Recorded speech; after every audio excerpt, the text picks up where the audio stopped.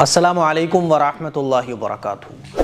پاکی ناپاکی کے بارے میں ایک سوال پوچھا گیا ہے کہ ناپاک بدن پر اگر پاک کپڑے پہن لیے جائیں تو کیا وہ پاک کپڑے بھی ناپاک ہو جاتے ہیں؟ ویڈیو شروع کرتے ہیں۔ السلام علیکم ورحمۃ اللہ وبرکاتہ۔ پاکی ناپاکی کے بارے میں ایک سوال پوچھا گیا ہے کہ ناپاک بدن پر اگر پاک کپڑے پہن لیے جائیں تو کیا وہ پاک کپڑے بھی ناپاک ہو جاتے ہیں؟ یہ سوال کئی بار لوگ پوچھتے ہیں تو سوچا کہ اس کو آپ لوگوں سے شیئر کر دیا جائے۔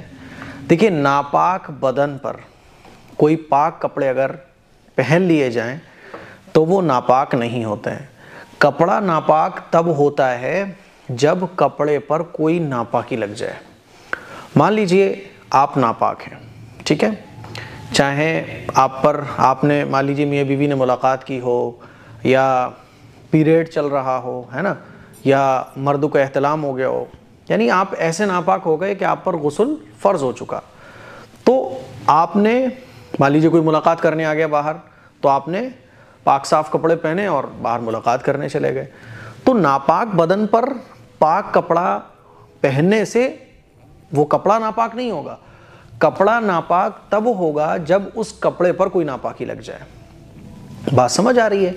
کپڑا ناپاک تب ہی ہوتا ہے جب اس پر ناپاکی لگ جاتی ہے۔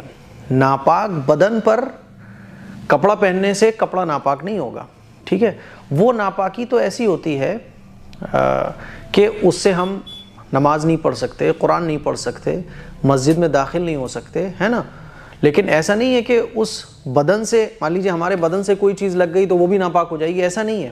یہاں تک کہ اگر ہم نے صاف ستھرا ہاتھ اپنا پانی میں بھی ڈال دیا تو پانی بھی ناپاک نہیں ہوگا، ہے نا۔ ہمارے ناپاک بدن سے پسینہ نکلا اور وہ پسینہ بھی اگر کپڑوں پہ لگ جائے تو کپڑے ناپاک نہیں ہوں گے۔ کپڑے ناپاک بدن پر لگ جانے سے یا ناپاک بدن ہونے پر کپڑے پہننے سے کپڑے ناپاک نہیں ہوتے۔ کپڑے ناپاک تب ہوتے ہیں جب کپڑوں پر کوئی ناپاکی لگ جائے۔ تو مجھے امید ہے یہ مسئلہ آپ کو اچھے طریقے سے سمجھ آ گیا ہوگا۔ اس کو شیئر کریں۔ السلام علیکم ورحمۃ اللہ وبرکاتہ۔